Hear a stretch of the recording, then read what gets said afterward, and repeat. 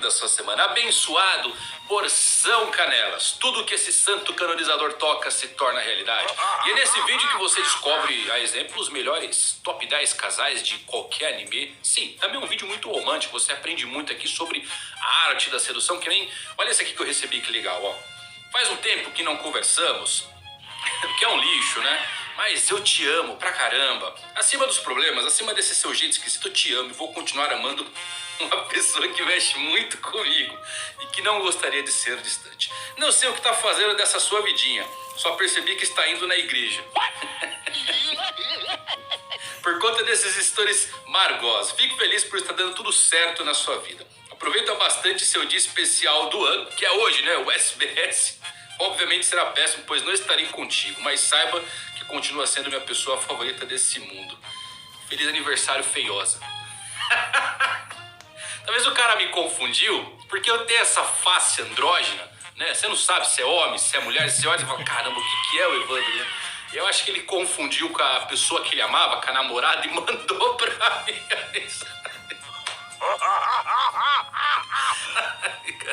Eu não tanco essa galera, cara. É cada coisa maluca que chega pra mim. Então... Galera, já vai lá no canal do Evandro, tá? Se inscreve no canal dele. Desculpa se o áudio ainda tá um pouco ruim. Eu ainda não fiz a compra da lapela, do microfone. Eu vou estar providenciando o mais rápido possível, tá? Então tenham paciência, mas já se inscrevam aqui no canal também, tá? Se inscreve lá no canal do Mangaque, do Evandro Fusari. E acompanhe os vídeos dele, que são muito bons, tá? Bora continuar. Tanca essa galera, cara. É cada coisa maluca que chega pra mim. Então tem aí, ó, uma declaração de amor que não era pra mim, mas por conta da minha face andrógena acabou confundindo. Acontece, não é verdade? Esse é o SBS, o dia mais aleatório da sua semana. Quer mandar suas perguntas? Os links estão aqui na descrição. Perguntinha pra participar aqui no vídeo. E vamos lá tirar todas essas dúvidas duvidosas. Destino 1792, ele tem um headcanon.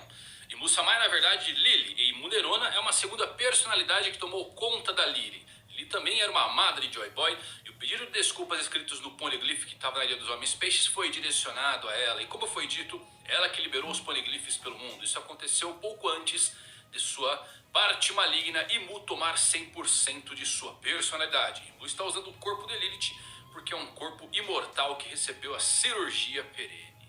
Tem algumas coisas que eu também acho que pode acabar acontecendo, como o seu corpo da Lily que Mu está usando e as câmaras geladas guardar o seu corpo original, mas não é uma dupla personalidade. Isso aqui não tem como, não é um Hakuba igual do Cavendish ou Barba Negra com suas almas, personalidades ou o que quer que esteja naquele corpo estranho, porque foi dito que a família Nerona é uma família que esteve envolvida, que faz parte dos 20 grandes reinos que formaram o governo mundial.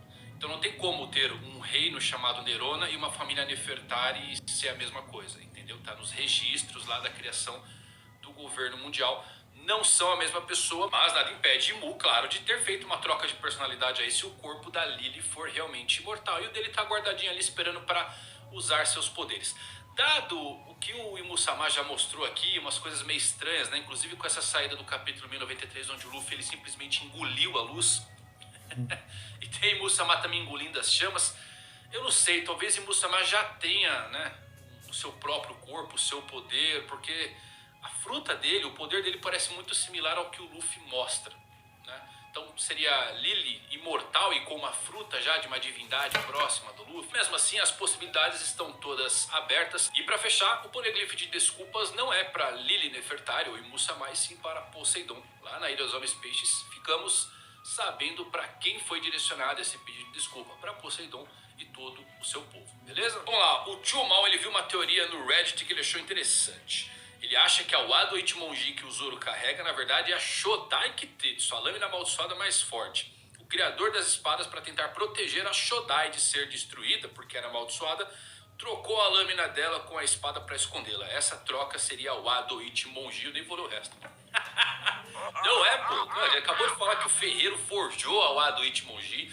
A Shodai Kitetsu, que é a primeira das Kitetsu, é uma espada de séculos atrás. São gerações que forjaram. Cada geração dos Hitetsus forjou uma espada. Você tem a Shodai, você tem a Sandai e você tem a Nidai. Na verdade a Nidai é a segunda, né? Cada um forjou uma. Então, assim, não tem lógica. Por que ele vai trocar o nome pra não destruir porque ela é amaldiçoada? A gente descobriu que não tem espada amaldiçoada. Não existe maldição. Existem pessoas fracas que pegam a lâmina, não entregam o que ela quer e acabam morrendo. Ou seja, o próprio ferreiro lá ainda fala que as pessoas que inventam isso não são dignas de carregar a espada, por que ele ia querer esconder o nome? Então, no way, sem chance. E só para finalizar, é sempre bom você olhar a guarda da espada. Aquilo é uma espécie de assinatura do seu ferreiro. O Zoro tem uma, outra está em Wano, que é a Nidai Kitetsu, a de segunda geração. E onde está a Shodai Kitetsu? Com o Gorosei, com o Gandhi, aquele careca lá. Se você for ver, a espada está ali na mão dele. Não tem nem como falar que não é a mesma guarda, o mesmo tipo de espada. Beleza? Então, sem chance. O Ado Ichimonji é uma espada forjada. Não tem por que nem contrariar o que já foi dito pelo próprio ferreiro que fez isso. Tá bom? Vamos lá, o Joaquim Felipe. Sobre a relação entre Dragon e Akainu ser de ódio, também devido ao Dragon ter sido um ex-almirante. E se for o contrário? E se o Akainu for um ex-revolucionário? Talvez justiças. Ele também pareceu preocupado com Kuma no último capítulo. E talvez a Bonnie não foi presa depois da luta contra o Barba Negra, porque Akainu simplesmente a libertou por consideração. Concordo com algumas partes. Eu acho que o Akainu ele tem algum tipo de relação com a Bonnie, com o próprio Kuma. E vimos isso não só com ele, com o Kizaru também, né? Dizendo para não forçar ele a machucar pessoas que ele gosta, que ele conhece. O Akainu também fechou um pouco ali a cara quando o Kuma apareceu. Então eles devem ter algum tipo de história, talvez até relacione mais ao ódio que ele parece nutrir pelo Dragon. Ele é um ex-revolucionário? Ele não é um ex-revolucionário, beleza? Por quê? Ohara aconteceu antes do Dragon formar o exército revolucionário. O Akainu está envolvido diretamente na ordem para massacrar navio de inocente. Então não tem como, né? Ao mesmo ponto que eu acho que, agora revelando que o Akainu ele tem algum tipo de sentimento com a Bonnie, com o Kuma, temos que lembrar que ele tem uma espada desenhada no seu braço. Interessante, né? Ele é membro da SWORD. Difícil, né, galera? Como é que um almirante de frota vai entregar sua carta de demissão ali?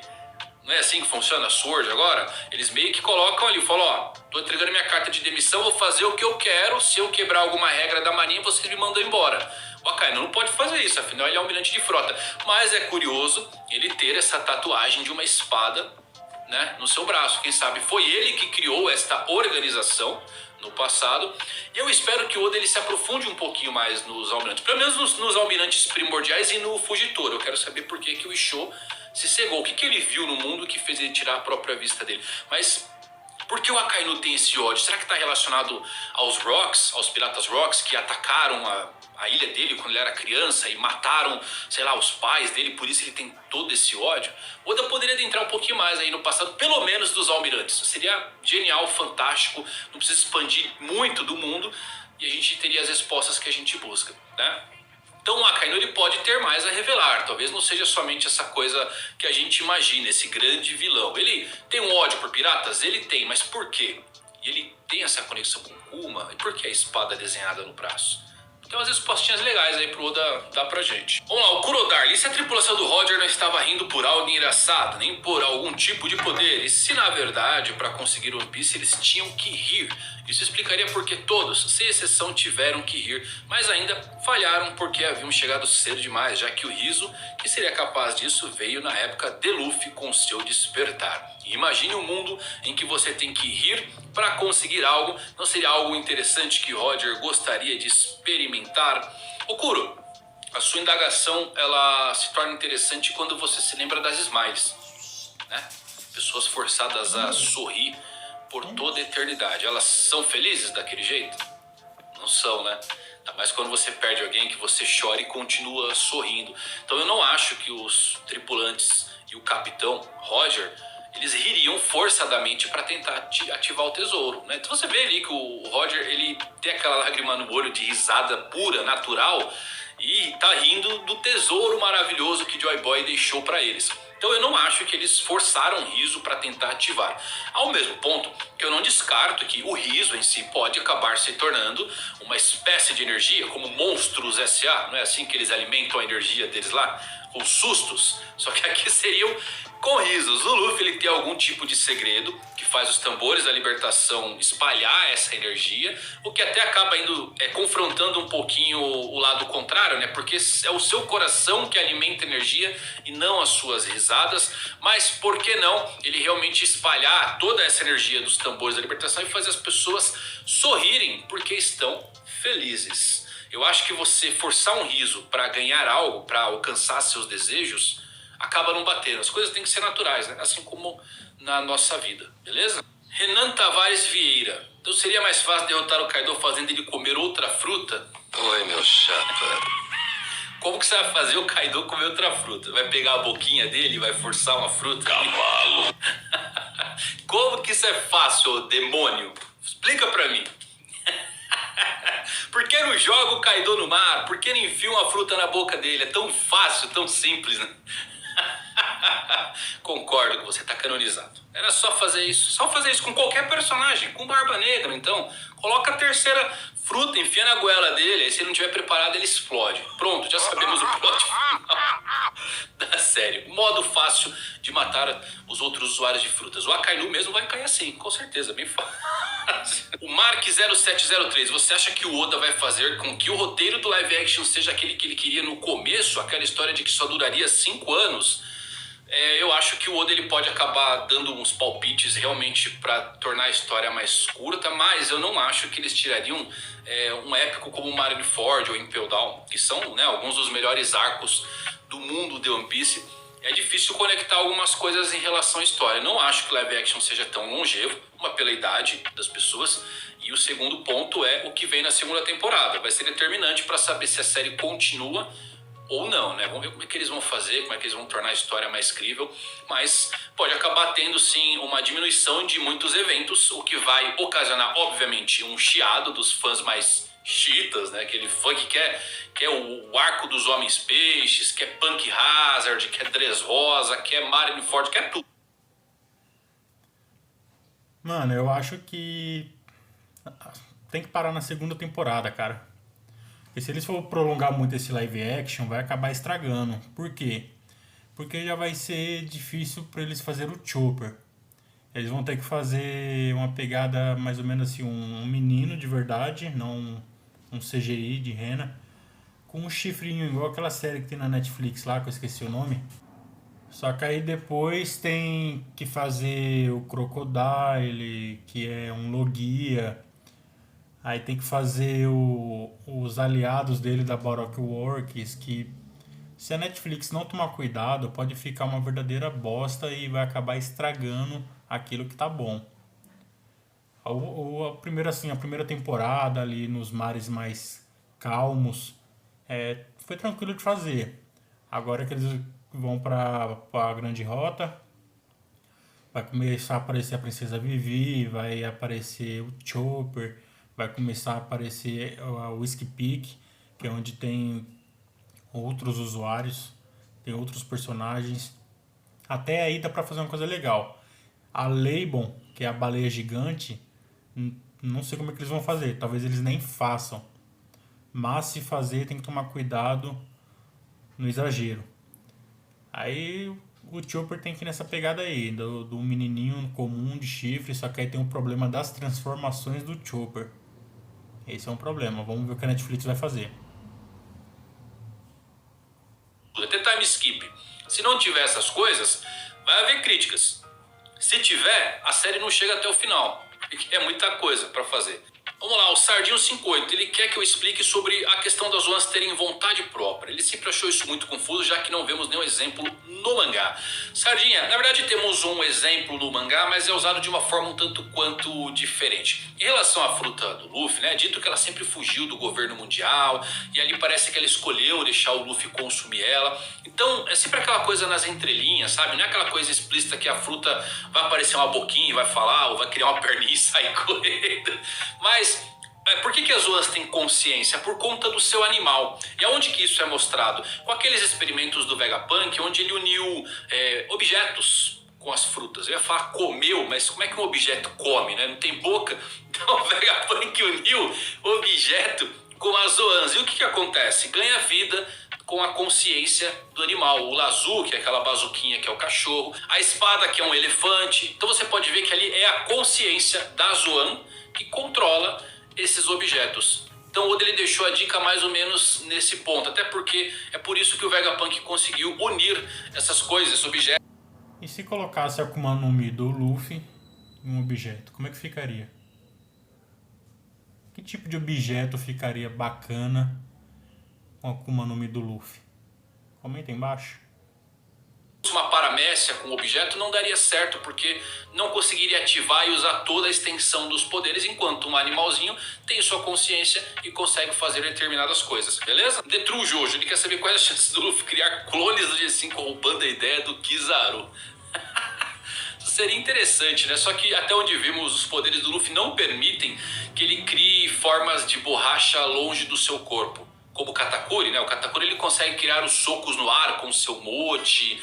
O Luffy não. Ele tem que tocar o solo, transformar em borracha. Ele pode, sei lá, moldar um prédio, alguma coisa no formato dele. Talvez ele consiga aí controlar, mas com a mão no chão, né? Seguindo aquela linha do despertar. Lembre, cuidado com essa coisa de Toon Force. É parecido? Sim, o Luffy faz coisas malucas? Faz, mas tudo dentro do que a borracha permite ele fazer. Entendeu? Ele não vai tirar uma bigorna enorme do seu bolso, ele não vai pintar um trilho de trem na parede para fazer o trem atropelar alguém. Não por enquanto, né?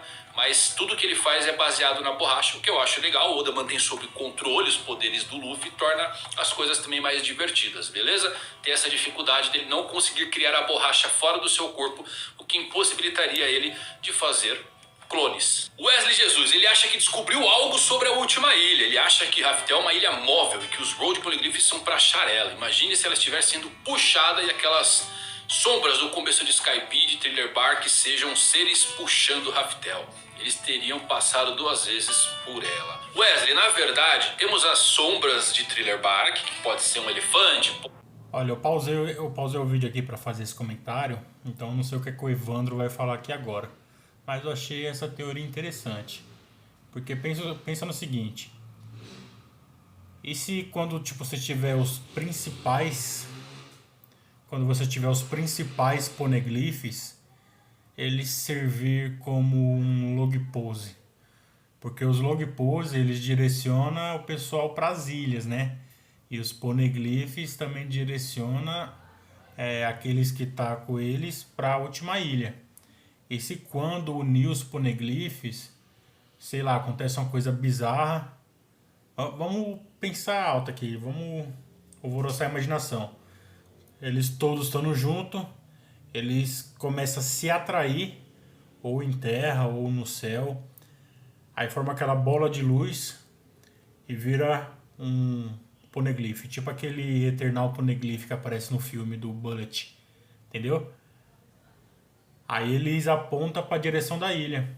A ilha pode sim estar em movimento, só que todos os poneglyphs juntos vai apontar para ela. Entendeu? É cabível essa teoria aí, hein?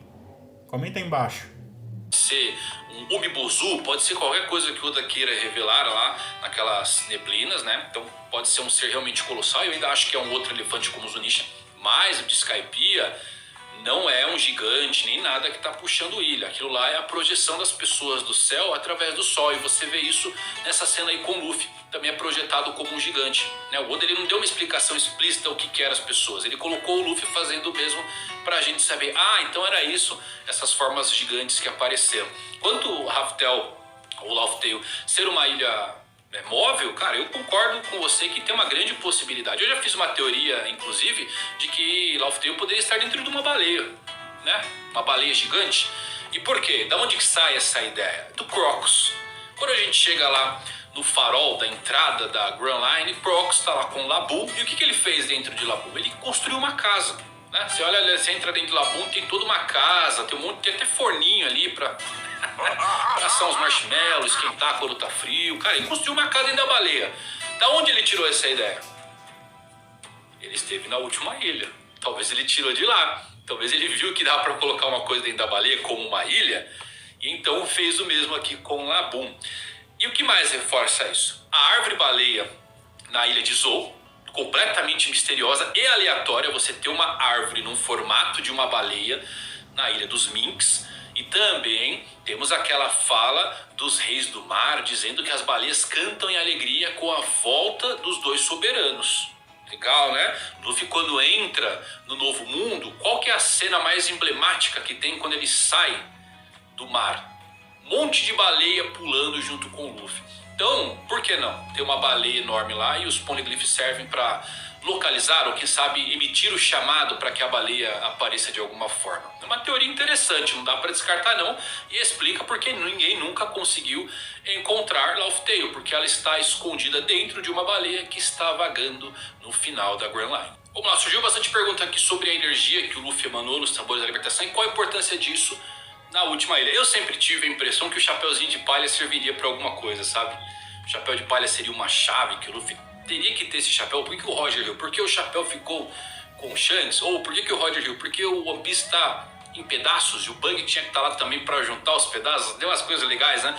Mas eu sempre tive esse pensamento que o chapéu de palha, que era do Roger, que foi pro Shanks, que foi com o Luffy, tem uma importância, sabe? Que podia servir de chave. Apareceu o chapéu de palha gigante lá em Mary Joyce, que acabou mostrando que tem algo por trás disso.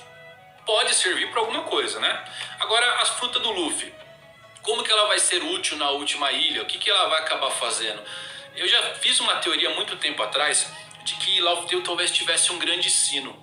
Sabe o grande campanário que tem lá em Shandorá? Aquele sino é muito importante, né? A vontade herdada. E sabemos também que tem o Oxybel de Marineford, ao qual o Luffy ele toca 16 vezes, né? 16 dons, 8 para encerrar uma era, 8 para abrir uma nova era.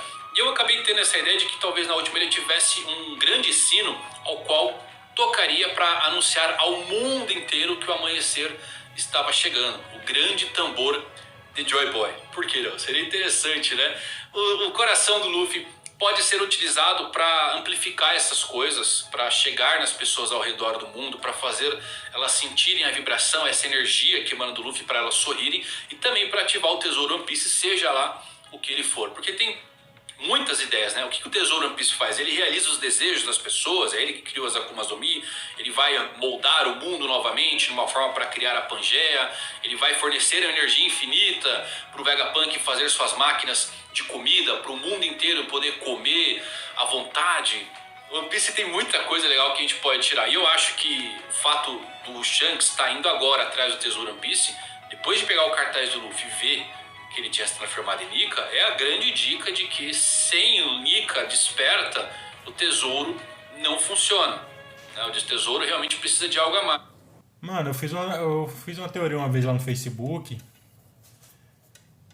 sobre o Bug ser rei dos piratas. É meio bizarro, só que o One Piece tudo é válido, né? Ela era mais ou menos assim, já faz tempo já. Eu falei, ó, o Shanks e o Bug, eles falaram que iam juntos para a última ilha, certo? Então isso tem que acontecer. Eu já vi o Evandro falando que o Oda disse que o Lau ia estar na última ilha com o Luffy, se não me engano. Então o que é que eu acho que pode acontecer? Algum marinheiro, algum daqueles jornalistas do Morgans vai se infiltrar dentro de um dos navios, seja do Shanks, seja do Luffy, e ele vai junto para Laftel. Aí chega lá no Laftel, o Luffy e o Shanks vão quebrar o pau, vão sair na porrada pra ver quem vira rei dos piratas, ou o Luffy e o Barba Negra, que o Barba Negra também tá na disputa. Só que aí do nada, enquanto ele está caindo na porrada, o Bug vai lá e pega o One Piece. Aí o jornalista vai lá e tira a foto do Bug e fala que ele é o novo rei dos piratas. Por que eu pensei isso? Porque o Bug virou Shichibukai. Aí depois a meta dele era ser Yonkou, virou. E agora é ser rei dos piratas. O que impede ele de ser, né? Só o Oda. E isso vai acontecer. Pode salvar esse vídeo aí, que quando acontecer vocês vão voltar aqui e vão comentar. Como é que entre as armas ancestrais? Já falei algumas vezes, cada um pode ter um tipo de responsabilidade em relação a moldar o mundo, quebrar o Red Line, destruir os Calm Belts, moldar um pouco o clima com Uranus, né? Só que fica essa dúvida aí de como é que o Luffy vai amplificar essa coisa para que as pessoas realmente reconheçam ele como Joy Boy. Demais porque aqui. em Wano não aconteceu, né? Você vê que o Luffy ele derrotou o Kaido, foi uma coisa bem silenciosa, as pessoas não viram. Será que o Oda ele não vai fazer as pessoas reconhecerem Joy Boy? Nico, Deus Sol, o Salvador, o que contraria a temática de Nika ser a pessoa responsável por tirar o manto de escuridão das pessoas e fazer elas dançarem e sorrirem. Eu acho que as pessoas têm que reconhecer o Luffy de alguma forma como essa entidade, pelo menos no fim da obra, a festa mundial que todos querem. E é isso, bastante perguntas respondidas, espero que vocês tenham gostado, se divertido, mandem suas perguntas, mandem suas declarações de amor aí nos links. Se gostou desse vídeo, deixa o like, até a próxima, valeu por assistir.